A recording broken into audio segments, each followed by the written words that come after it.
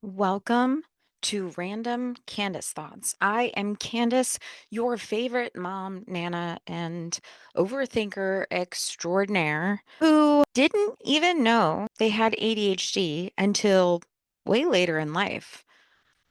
I just thought I was lazy or inconsistent or too easily distracted, juggling like a bunch of ideas, parenting, and still somehow waking up at 3 o'clock in the morning with a brilliant idea. And I was in the military when I found out, much older, late 20s, early 30s, I believe. So, this episode is all about being a multi passionate creator. And it's not me preaching to you with some 5 step fix. No, I'm standing right beside you, like, hey, friend, same. So, what the heck is multi passionate, anyways? Well, it just means that you have genuine interest in more than one thing and not just like casually. You light up about a lot of different things, topics, hobbies, careers, ideas. You just want to stay engaged. You want variety. And that's not a flaw, it's a creative trait. But sometimes it's a bad rap because society loves people who stay in one lane. Meanwhile, multi passionate folks are over here switching lanes, building new roads, and asking, do we even need these lanes? My car should be flying by now. You might be a multi passionate person if you start 5 projects and only finish 3, because you'll circle back to those other 2 later. That's our entire house, by the way. Maybe you get bored with stuff when you're learning and you realize that you've kind of checked that block and that learning curve kind of flattens. Maybe you've had multiple careers or creative pursuits at once. Maybe you're still working a full time job and trying to be a content creator. Maybe you're incredibly good at adapting, problem solving, creating and generating ideas, multi passionate. I knew I was multi passionate when I felt boxed in by the idea of niching down. I was big when I first started in this space a couple years ago. Niche down, niche down, niche down.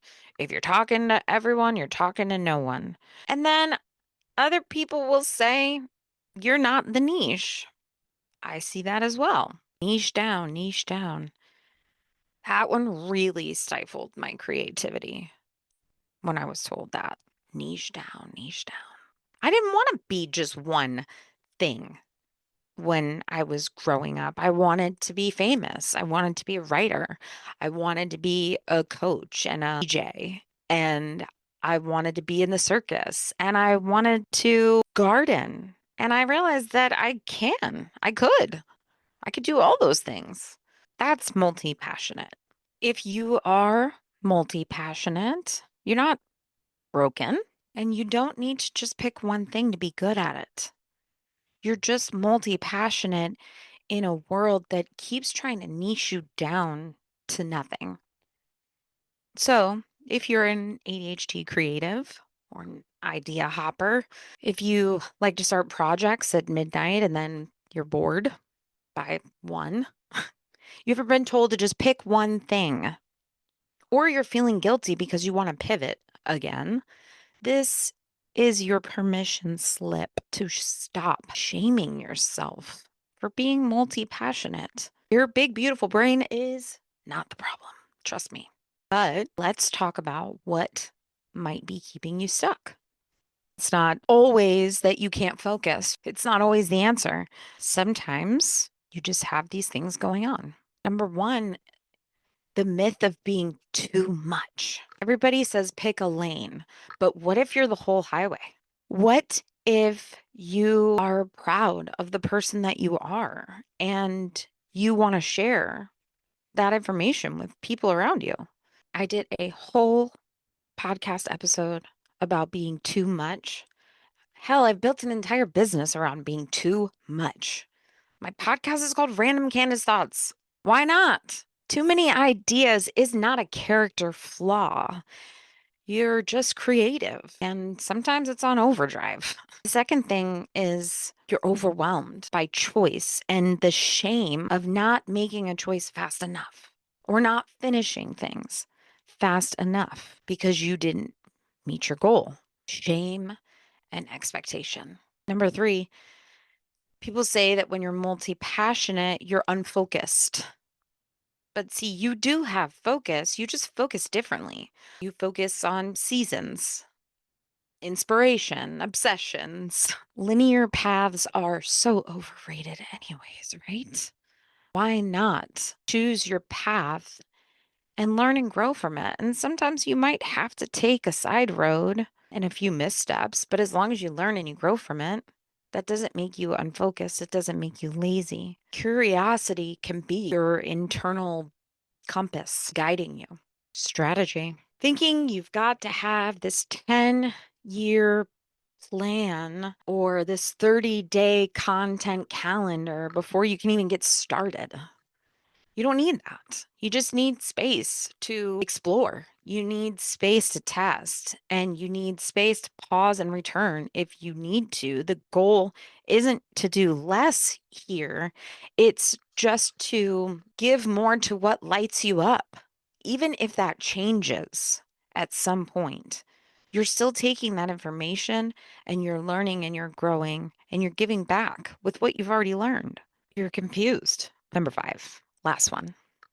You're confused. You're confused. You don't understand how you're going to create content or build this business empire that allows for you to pivot without losing yourself, without losing your audience. You can do all of these things and embrace your multi-passionate self.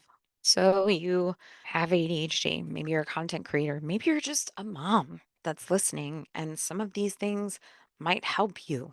But how do you make content when your brain has 42 tabs open and three of them have music playing in the background? Here's a couple tips. Create in batches. Don't force a daily schedule. Batch your content, meaning when you're in a flow, just write it, right? You record 5 videos, you write 6 captions, and you save one for every day. Think capturing when you're creative and then you have them ready for when you're not. I try to do that a lot in the mornings when I have a big gap of time before everybody wakes up and I can really get my ideas flowing without any interruptions, right? Without any interruptions. That's the key. So this morning, I think I drafted 8 videos for TikTok just because I was in this creative flow and I didn't want to stop it. So created in batches. And then I saved them, which is hard for me to do as well. Sometimes I want to post them all, but you got to save them. Save them, schedule them out if you want to, or just schedule them out and post them yourself. But don't force a daily schedule on yourself. Just let it ride. Digital brain dumps. Okay. And hear me out. I'm not just talking like a pre-digital brain dump. I'm talking about a post as well. Okay.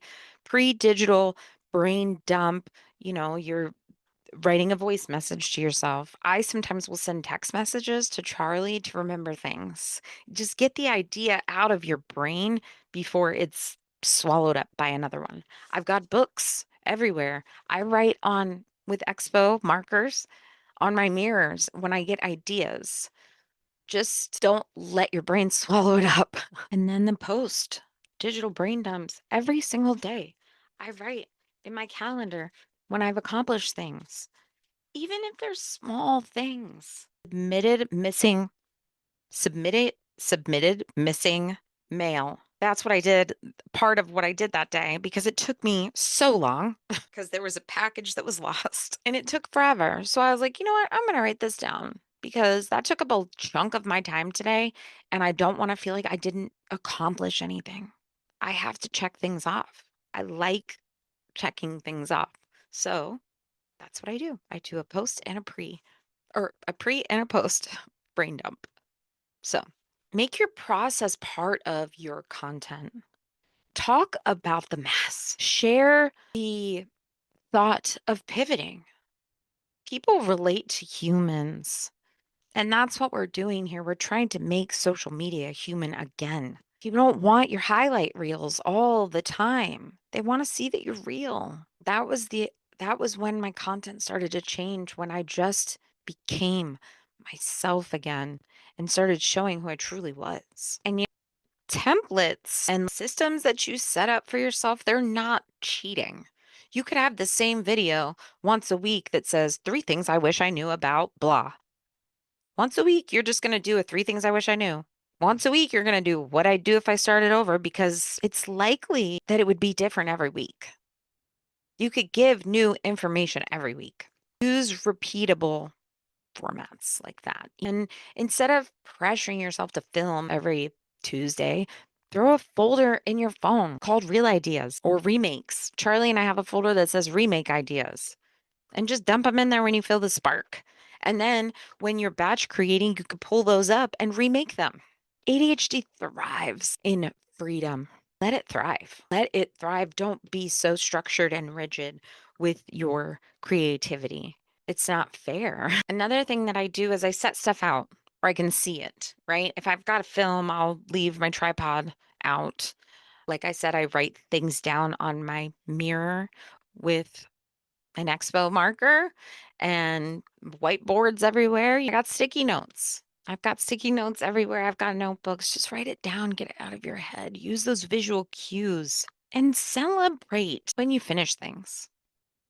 Celebrate when you finish things. That post brain dump that I try and do every day, where I write things down on my calendar that I completed, that dopamine hit is real.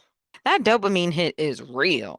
Celebrate the completion, right? Don't celebrate perfection. Let good enough be great. That's all you need. Just give yourself permission to not be put inside of a box.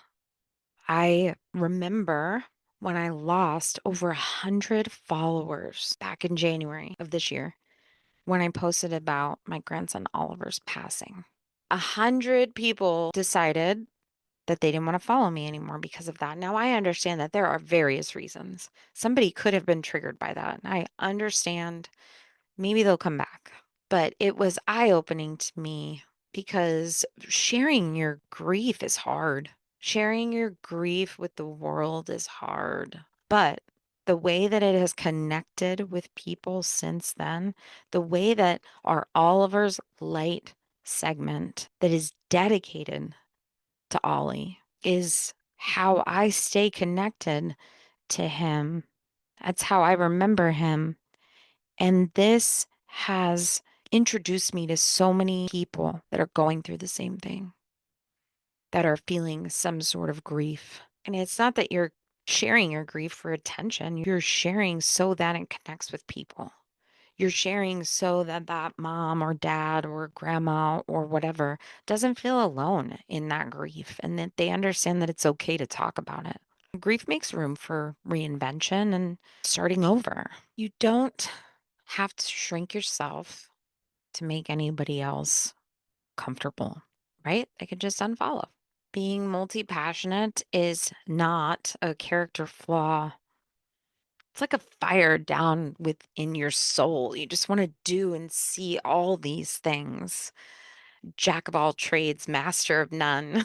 So you stop waiting for the world to give you permission. You try the thing, you change your mind, and you pivot again if you need to. You're building a life that fits you, and that's okay. It doesn't mean you're behind. It fits for you, and I'm cheering you on. I love the chaotic brain and the crazy, brilliant ideas. I'm here for it. I'd love to hear them.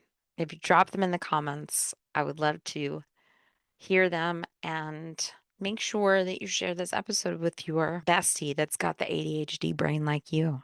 Because there's some good tips in here. All of them I use. Thank you for listening to today's episode of Random Candace Thoughts. And I hope you'll come back again next week. See you then.